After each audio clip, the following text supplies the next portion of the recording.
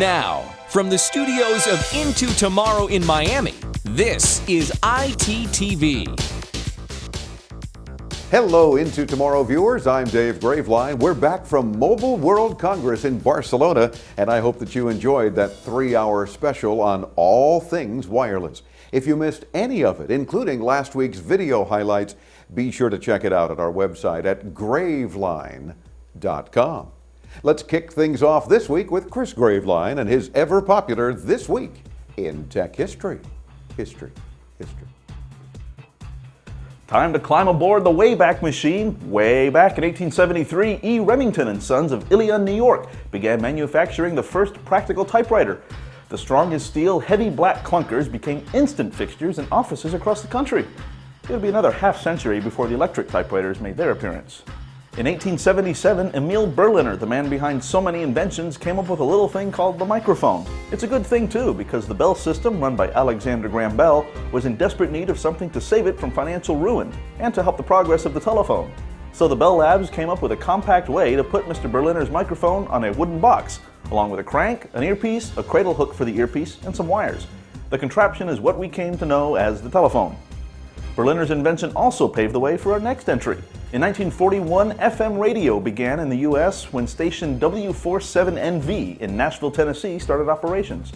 W47NV was the first commercial FM radio station to receive a license, some 20 years after its AM counterpart, KDKA in Pittsburgh.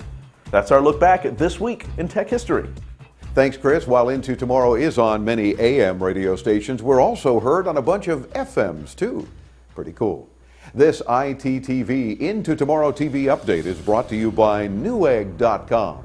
Check out their daily shell shocker promotion. Mind-blowing deals with limited quantities. One deal per day, every day. Check it out now and you'll see the jaw-dropping savings that will leave you in shock at Newegg.com. 3D TV is getting more and more popular these days. Can you imagine chatting in 3D? Well, it can happen. Rob Almanza joins us now with a fun gadget on this week's Product Spotlight. Dave, look at this little guy. You'd think he's from an animated movie, but he's not. This is the first 3D webcam available today. It's called Minoru, which in Japanese means reality. Minoru sees you with 2 eyes instead of just 1. You'll have to do some initial setup to make sure you have it focused and working properly. It works with Windows XP and Vista only. Once I got the software to install on my computer, the setup wizard guided me through the rest. You have to focus each eye separately and make sure the 3D views match, vertically and horizontally. Once that's done, put on your 3D glasses and you're good to go. With the software included, you can record 3D video clips and take pictures, which you can then email or post to YouTube.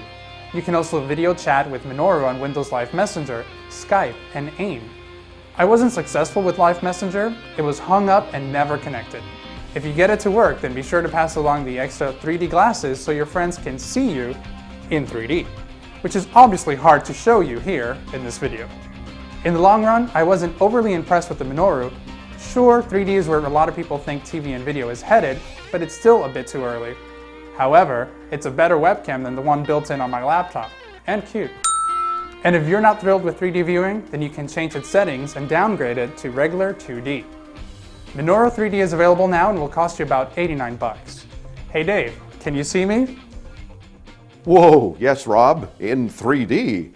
We're still a ways from everyday 3D TV, but it can be interesting to play with, and the Minoru 3D webcam is a pretty good way to start.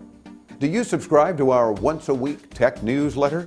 It's free, and we don't share your email address with anyone. Plus, we have special giveaways just for our newsletter subscribers.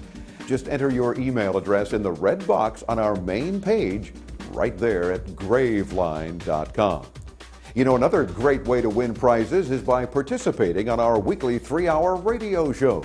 Call the Ask Dave hotline anytime, 24/7 from anywhere in North America, 1-800-899-INTO, 800-899-4686. Oh, and some savvy listeners around the world have begun sending us audio files of their questions. Might you be next? Thanks for joining us Into Tomorrow. I'm Dave Graveline. We'll look for you right here next week.